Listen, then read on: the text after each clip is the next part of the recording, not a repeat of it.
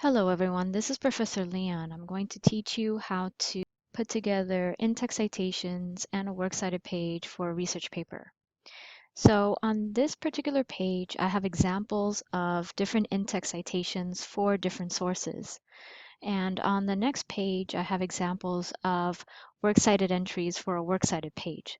So what I'm going to do is I'm going to explain to you how to first do the in-text citation and then how it would look in the works cited page as a works cited entry.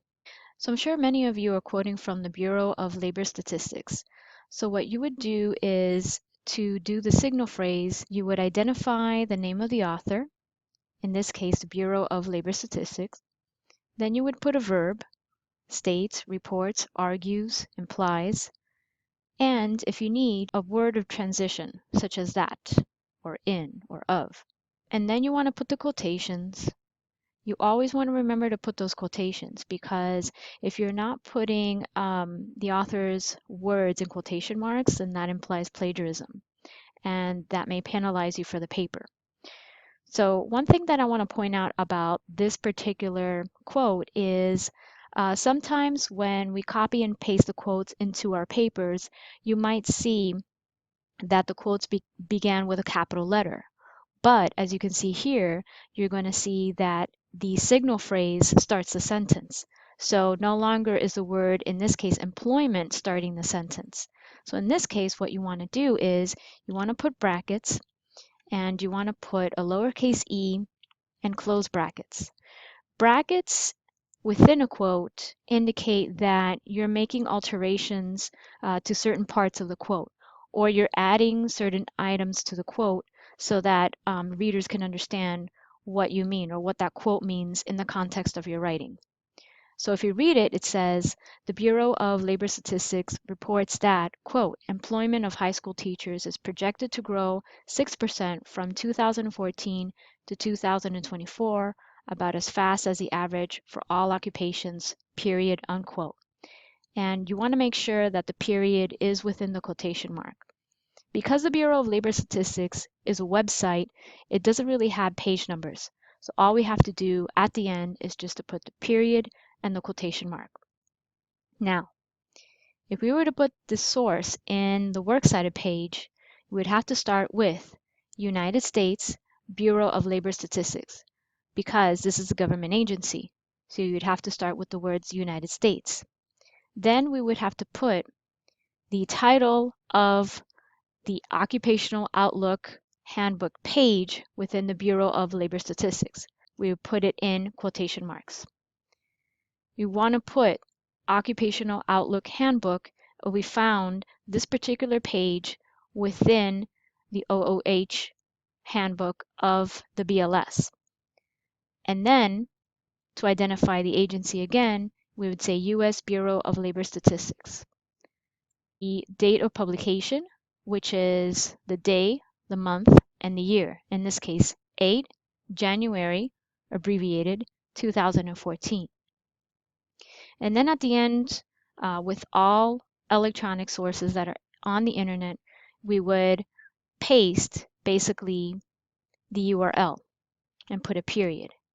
Now, when we paste the URL, you're going to have a link. And if you want to remove the link, you can definitely do so by right-clicking and clicking on where it says Remove Hyperlink. And this would remove the hyperlink. So this is how you would cite a source from the BLS. Another thing before we go on to the next type of source that I would like to tell you is you don't always have to put the signal phrase before the quote. You can actually put the signal phrase after the quote. So you can begin with a phrase such as, most educators follow a, quote, 10-month school year with a 2-month break during the summer, closing quotations, states the U.S. Bureau of Labor Statistics. So as you can see, the verb of attribution is here, and then the actual author comes after. So these are just two ways to put the signal phrase, before the quote and after the quote. The next type of source that I would like to go over with you is a web page and a website. Here we have an example of an in-text citation for a web page and a website. Now, there could be some websites whereby the author is not necessarily an individual person, but an organization. Well, we might have a website where we have an organization, an association, or a company that's authoring it. So what we would want to do is, just like the BLS, we would want to identify the agency, and sometimes the verb and the transition words are going to be a little bit longer. So here, it was very short and simple, reports that. But for this particular sentence, to make this quote grammatically consistent with the rest of our signal phrase, we needed to add identifies the frequency of payment as, and then put our quote, measured by days worked, say 190 official school days divided by 5, resulting in 38 weeks. Period, closing quotations. So how would that look like in a works cited page? We would have the name of the organization, National Education Association. We would have the title of the web page, Myths and Facts About Education Pay. We would have the title of the website, and this usually comes before the URL. So sometimes we have www. And then whatever the name of a website is, .com or .edu or .org. So whatever you see in between the www and the .com is the actual name of that website. So we put that name here, followed by National Education Association, which would be our sponsor, and then the URL. When we don't have a specific date of publication, then we would put the date of access. And that's when we saw the actual article. So we'd put the day, the month, and the year in which we saw this particular article. Okay, myths and facts about educator pay.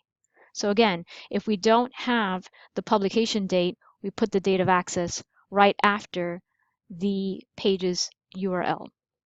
Now, there could be web pages and websites that are authored by individual people. So what we want to do is we want to make sure that we find out who the author is, and not only just the name, but also what their credentials are. Ms. Severson is a marketing campaign expert. So what we want to do is we want to put that before the author's name.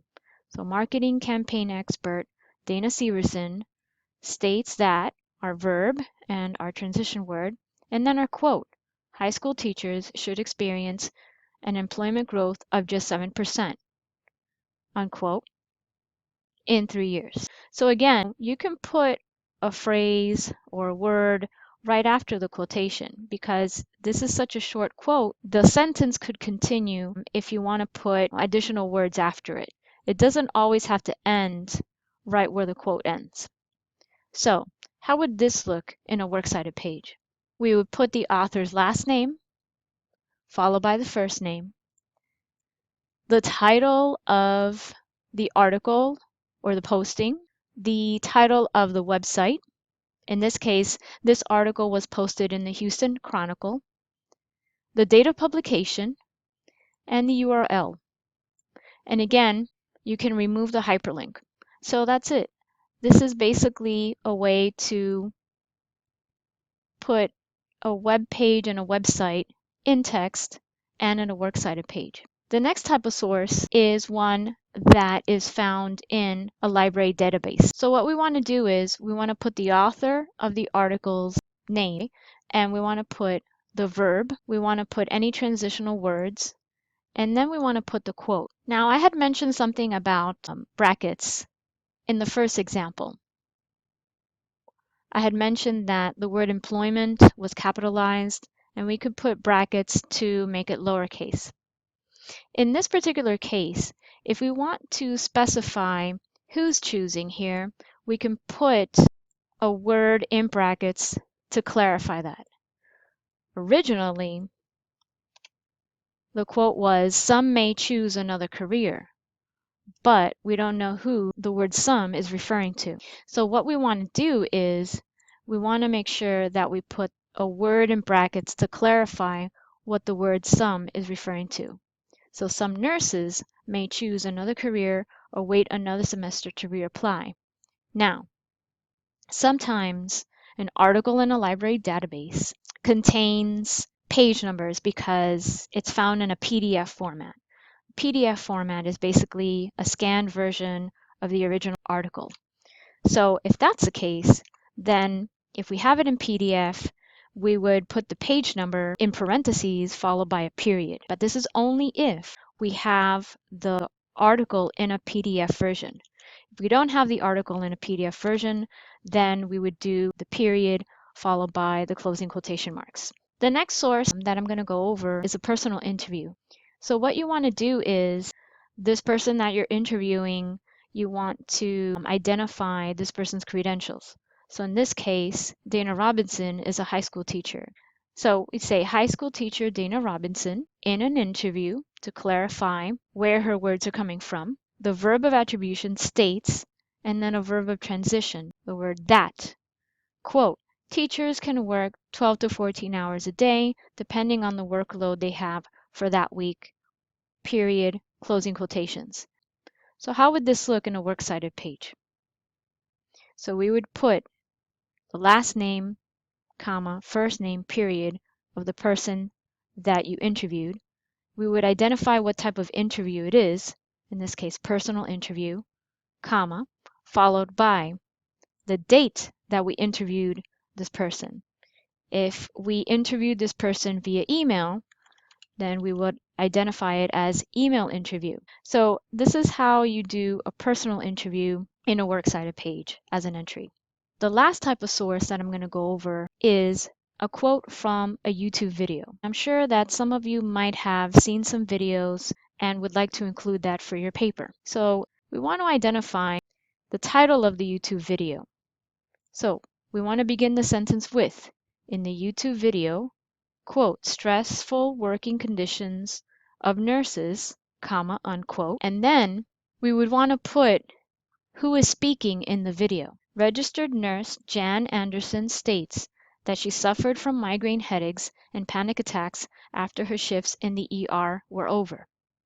Now notice here that I do not have any quotation marks. This would look like a paraphrase if I put Jan Anderson's words in my own words. When you are writing paraphrases, be very, very careful that you are not copying the person's ideas word by word, because then you would have to definitely put quotation marks.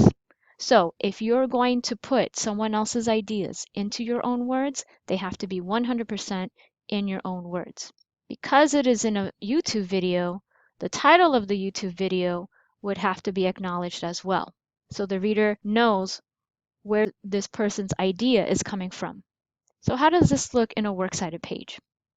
You put the title of the YouTube video first, in quotation marks, period before the second quotation mark.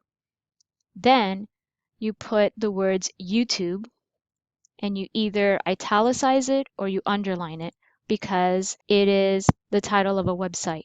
You put who uploaded the video.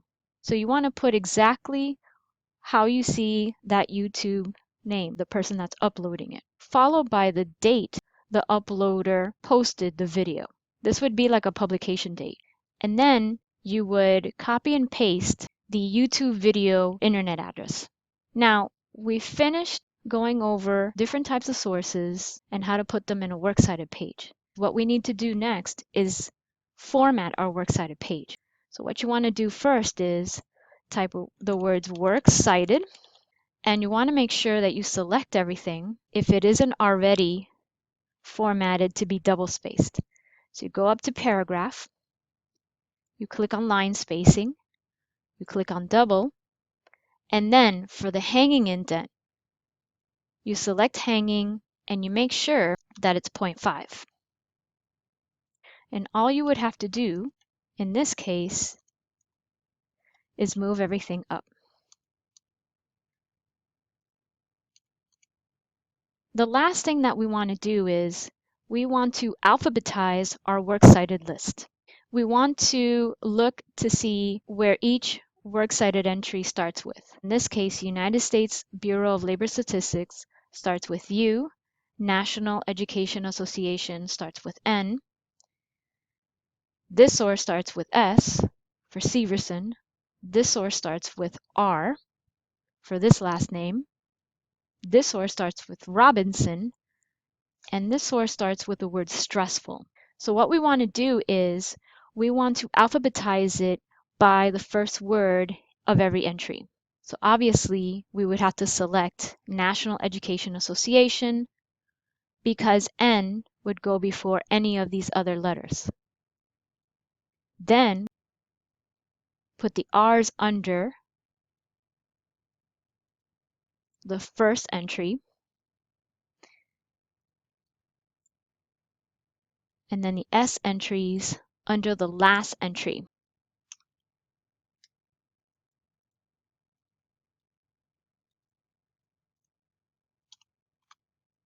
I know that sometimes the URL is going to jump into the next line. It tends to do this, and sometimes you might try to backspace so that it can continue on the previous line, but the settings in Word do not allow you to do this. So what you want to do is just leave it like that, and that would be fine. This is the way to set up a works cited page for your research paper. If you have any questions, please email me.